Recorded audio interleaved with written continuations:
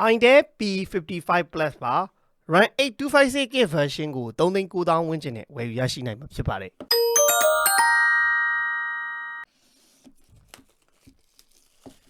ဘာဝင်တဲ့ specification တွေကိုလည်းဘူးရဲ့နောက်မှာတော့အသေးစိတ်ရေးပေးထားတယ်ကျွန်တော်အထဲမှာပဲပြောပြပေးမယ်ပေါ့နော်အဓိကတိုးတက်လာတာတော့ 45W quick charge ရတာဟာဒီဖုန်းရဲ့အဓိကအားသာလာတဲ့အချက်ပါဖွင့်ကြည့်အောင် user guide ပါမယ် fin injector လေးပါမယ် 0.9 လောက်အထူရှိတဲ့ silicone အပျော်လေးပါပါမယ် 45W charging က Type C ဂျို original earphone လေးတစ်ခါတည်းထည့်ပေးထားပါတယ်ကျွန်တော်ဒါလေးကြည့်အောင် iTel P55 Plus ရဲ့ design color အနေထားပါအဓိကတိုးတက်ပြောင်းလဲလာတာကျွန်တော်ရှေ့မှာပြောခဲ့သလို 45W charging ပါလာတာတိုးတက်လာတာဖြစ်တယ်လို့ design သားနာလုံးဝ change သွားပြီပေါ့နော်နောက်က texture အနေထားဒူးတုံး leather design ပေါ့နော်အောက်ကအယောင်တစ်ယောင်ဒီအပေါ်ကအယောင်တစ်ယောင်နဲ့ leather texture design ကိုလုပ်ပေးထားတယ် flat ကပါ flat frame design ကိုပဲသုံးပေးထားတယ် plastic frame ပေါ့နော် plastic frame ဒါ leather back ပေါ့နော်ဒါရင်ဒါလုပ်ထားတဲ့ design texture တော့လုံးဝဒီဈေးဝန်းကျင်ဖုန်းတစ်လုံးအနေနဲ့တော်တော် smart ကြတယ်ဆိုတဲ့အနေထားမှာရှိတယ် frame တွေပေါ့နော် frame တွေအကုန်လုံးကတော့ပြောင်လုပ်ပေးထားတာတော့ကျွန်တော်တို့လက်ရထင်နိုင်တယ်နောက်ကတော့လက်ရလုံးဝထင်မဲ့အနေထားမရှိဘူးဒီတိုင်းကင်မဲ့ဟိဆိုရင်ကင်လို့ရတယ်ကင်မရာ setup ကအတူတူပဲ50 megapixel main camera ပါမယ်ဒီအောက်က AI sensor လေးတစ်ခုပါမယ်ရှေ့က8 megapixel selfie camera ပါမယ်ဖုန်းရဲ့အထူအနေနဲ့က 8.3mm ပဲရှိပြီးတော့အလေးချိန်188 gram လောက်ပဲရှိတယ် screen size ကတော့ကျွန်တော်တို့ 6.6 inch IPS LCD ကိုပဲသုံးပေးထားတယ် 720p resolution နဲ့ကြည့်ရမယ် 90Hz refresh rate စပ်ဖို့ပေးတယ်ပေါ့Android smartphone တွေရဲ့ထုံးစံတိုင်းချင်းနေပါစေတွေကတော့ထူဆဲအနေထားမှာရှိတယ်ဒီမဲ့ကြည့်ရင်ကျွန်တော်အပေါ်ဘက်မှာတော့ဒီမဲ့လုံးဝပြောင်းလုပ်ပေးထားတယ်ပေါ့နော်ဒီဘက်ဘေးမှာတော့ကျွန်တော်တို့ volume up down power buttonမှာ side mount fingerprint လေးထည့်ပေးထားတယ်အောက်ဘက်မှာတော့ speaker တစ်လုံးပါမယ် Type C port ပါမယ် mic ပါမယ်နှစ်ချက်ပေါက်လေးပါမယ်ပေါ့နော်ဒါဒီဘက်မှာတော့ကျွန်တော် SIM slot လေးပါပါတယ်အဲ့တော့ SIM slot လေးတစ်ချက်ကြည့်အောင် SIM card ကတော့ 3card slot ဖြစ်ပြီးတော့ SIM card 2card memory card ပြိုင်တူထည့်သွင်းအသုံးပြုနိုင်မှာဖြစ်ပါတယ်ဆက်ရဲ့ performance ကတော့အတူတူပဲပေါ့နော်ဒါဒီ iTel တွေကျွန်တော် P55 S23 နောက်တစ်ခါ P55 Plus မှာ Uni SoC T606 ကိုပဲသုံးပေးထားတာပါကဲဒါကတော့ကျွန်တော်တို့ iTel P55 Plus ကိုမြင်တွေ့ရမယ့်အနေထား global version ဖြစ်တာနဲ့ညီ Google service ဘာညာအားလုံးပါတယ် iTel ဒီရော Infinite Techno အားလုံးဒီကျွန်တော်တို့ call recorder သုံးမဲ့ဟိဆိုရင်အတန်ဖန်နေပါသည်လို့မအော်ပဲနဲ့ recording သုံးလို့ရတဲ့အတွက် secondary phone တစ်လုံးအနေနဲ့သုံးမယ်ဆိုလဲအဆင်ပြေတယ်ဖုန်းရဲ့ brightness ကတော့ကျွန်တော်တို့ဒီမှာဖွင့်ခြင်းအနေထားမှာတော့သူ second brightness လေးကနည်းတယ်လို့ခံစားရတယ်ဒါပေမဲ့ဒီလိုတင်ထားတဲ့အနေထားဆိုတော့မစိုးဘူးဒါပေမဲ့ကျွန်တော်တို့အလင်းရောင်များတဲ့နေရာမှာအထူးသဖြင့်နေရာအောက်မှာကြည့်ရင်တော့မျက်လုံးကအာရုံစိုက်ပြီးကြည့်ရမယ့်အနေထားမှာတော့ရှိရယ် display ရဲ့ brightness ကပေါ့နော်နည်းနည်းလေးနည်းတယ် P55 Plus now Android version 13နဲ့သုံးရမယ် T606 ပေါ့နော် Uni SoC T606 ပဲသုံးရမယ်ဒီ selfie camera 8 megapixel ပါမယ်50 megapixel ကျူရဲ့ camera ပါမယ် RAM က 8GB ပဲရတာပါphysical RAM ပေါ့နော် virtual တိုးချင်တော့ 8GB ထိတိုးလို့ရတယ် ROM က 256GB battery 5000 mAh screen resolution က HD Plus resolution နဲ့ပဲကျွန်တော်တို့ကြည့်ရမယ် memory extension ရောက်ဒီမဲ့တိုးချင်ကျွန်တော်တို့ဝင်ပြီးတော့ memory fusion မှာ 8GB ထိသွားထားလို့ရပါတယ်ခေထားပါနောက်ထပ်ကျွန်တော်တို့သက် feature တွေအနေနဲ့ကတော့ဒီ display and brightness ထဲမှာ screen refresh rate ကိုကျွန်တော်တို့ပြောင်းလို့ရမယ်ပေါ့နော်screen refresh rate က auto switch ပဲထားတာတော့ပို့ပြီးတော့အဆင်ပြေပါတယ်ဒါမှမဟုတ်ကိုကအမြဲတမ်း smooth ဖြစ်မြန်ပြသိချင်တော့ 90Hz နဲ့ကျွန်တော်တို့တစ်ခါတည်းထားခဲ့ပေါ့ဒီတော့ကျွန်တော် 90Hz ပဲထားခဲ့မယ်နောက် IK ကတော့ဖွင့်လိုက်ရင်ဒါကျွန်တော်တို့အယောင်ပြောင်းသွားမယ်နော် blue light ပြောင်းသွားတယ်တချို့ကျတော့ IK ဖွင့်ပြီး screen ပြတ်ပဲထင်ပြီးကွာအမှန် IK က blue light filter ပါတဲ့အတွက်မျက်လုံးမထိခိုက်အောင်ညပိုင်းမှာသုံးရင် IK လေးမှုလေးဖွင့်ပြီးတော့သုံးရင်ပိုကောင်းပါတယ် H-snip ပါမယ်ပုံမှန်ပါနေကြဖြစ်တဲ့ကျွန်တော်တို့ဒီ advanced လားသူက special function ပေါ့ဒီမှာ advanced မဟုတ် special function ထဲမှာ memory fusion ပါမယ်နောက်တစ်ခါကျွန်တော် game မှာဟိုဟာတွေများပါသေးလားမပါဘူးเนาะဘိုင်ဘက်ချခြင်းပါ game ကတော့ပါတယ်နောက် Jure app ကတော့ Facebook နှစ်ခုတို့ Messenger နှစ်ခုတို့ Instagram နှစ်ခုတို့သုံးကျင်တဲ့ဟိဆိုရင်ဒီ Jure app ထဲမှာဝင်ပြီးတော့ဖွင့်လို့ရပါတယ်เนาะအဲဆိုကျွန်တော် Facebook နှစ်ခုရသွားပြီနောက်တစ်ခါ Dynamice Bar ကတော့တည့်ရတိုင်းကျွန်တော်တို့အားသွင်းနေပါညာဒီမဲ့အားသွင်းချိုးလေးထိုးလိုက်ပြီးဟိဆိုရင်naughty လေးက selfie camera ဘေးလေးမှာပေါ်တာပေါ့เนาะရော့เนาะကျွန်တော် Dynamice Bar ပါ camera 50 megapixel main camera တော့ပါတယ်ပေါ့နော်ဒီမဲ့ short video ပါမယ် video ကတော့ 1080p 30 fps ကအများဆုံးရိုက်လို့ရပါမယ် selfie camera မှာဆိုရင်လည်း video က 1080p 30 fps ကအများဆုံးပါနောက် photo ပါမယ် beauty ပါမယ် photo beauty portrait super night เนาะ night shot တော့ပါတယ်နောက် more ထဲမှာတော့ Ultra HD ဆိုတာ50 megapixel နဲ့ရိုက်ချင် Ultra HD လေးဒီမဲ့နှိပ်ပြီးတော့ရိုက်ပေါ့နော်အဲ့ထဲဝင်ရိုက်မှာ50 megapixel နဲ့ရိုက်မှာနောက် air shot ပါမယ် pro move ပါမယ် panorama timeless HDR move ပါမယ်ပေါ့အဲ့တော့ပုံရိပ်အနေထားပုံထွက်အနေထားတော့ကျွန်တော်တို့နောက်မှာထည့်ပေးမယ်တခုမေးတာကကျွန်တော် watermark တွေဖွင့်ချင်တော့ဒီကောင်ပါဆိုဒီမဲ့ setting ရှိရဲအဲ့ထဲကိုဝင်ပြီးရင်ဒီမဲ့ model watermark ပေါ့နော်ဒီကောင်လေးမဖွင့်ရသေးဖွင့်လိုက်အဲ့တော့မှကျွန်တော် shot on iTel P55 plus ပါညာပေါ်မှာပေါ့နော်ကဲဟုတ်ပြီနောက် grid line ကတော့ကျွန်တော်တို့ဘေးပင်ညာညီခြင်းပေါ့နော် frame ကိုမှန်းပြီးတော့ချိန်ခြင်းဒီ grid line ဖွင့်ပြီးရိုက်လဲအဆင်ပြေပါတယ်ကဲပုံရိပ်ကတော့ကျွန်တော်နောက်မှာကြည့်လိုက်ပါထည့်ပေးထားပါမယ်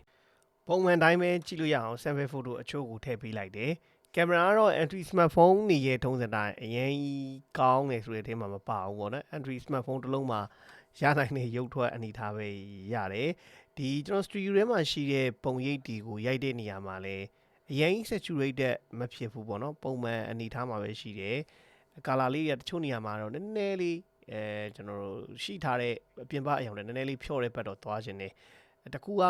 နည်းနည်းလေးကျွန်တော်တို့ဒီဘယ်လိုပြောမလို့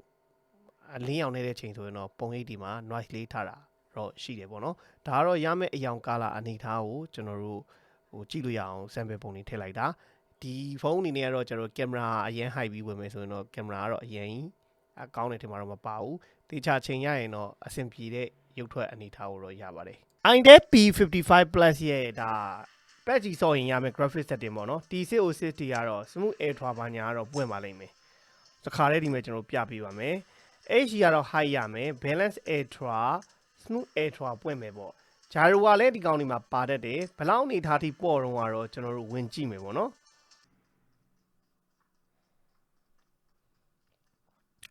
ဂျာရိုကကျွန်တော်တို့ဒီဈေးဝင်းကျင် T606 ဖုန်းတွေထဲမှာပေါ့ရဲဆိုတဲ့ထဲမှာထည့်လို့ရပါတယ်เนาะကျွန်တော်အရင်တော့မလေးဘူးပေါ့နော်ဒီဈေးဝင်းကျင်ဖုန်းတွေမှာဂျာရိုမစိုးပါဘူးအဲ့တော့ graphic setting smooth ultra နဲ့ဆော့နိုင်တယ်ဟိတ်ဆိုရင်တော့ T606 မှာဒီလောက် graphic ရုပ်ထွက်အနေထားနဲ့ကျွန်တော်တို့ဆော့လို့ရပါမယ်ကဲဒါကတော့ကျွန်တော်တို့ mobile legend ကို T606 မှာရမယ် graphic setting မှာ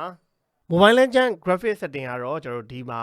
graphic က high frame rate က high အထိပဲလောလောဆယ် P55 plus မှာပွင့်သေးတာကိုကျွန်တော်တို့တွေ့ရပါတယ်ပေါ့နော်ကဲဟုတ်ပါပြီအဲ့တော့ကျွန်တော်တို့ရုပ်ထွက်တဲ့အတန်လေးစမ်းကြည့်အောင်ပေါ့ရုပ်ထွက်တဲ့အတန်ဆိုတဲ့နေရာမှာဒီကောင်က speaker တစ်လုံးပဲပါပါတယ်ဒီ output channel မှာတစ်လုံးပဲပါပါတယ်အဲ့တော့အနေထားကြည့်အောင်ပါ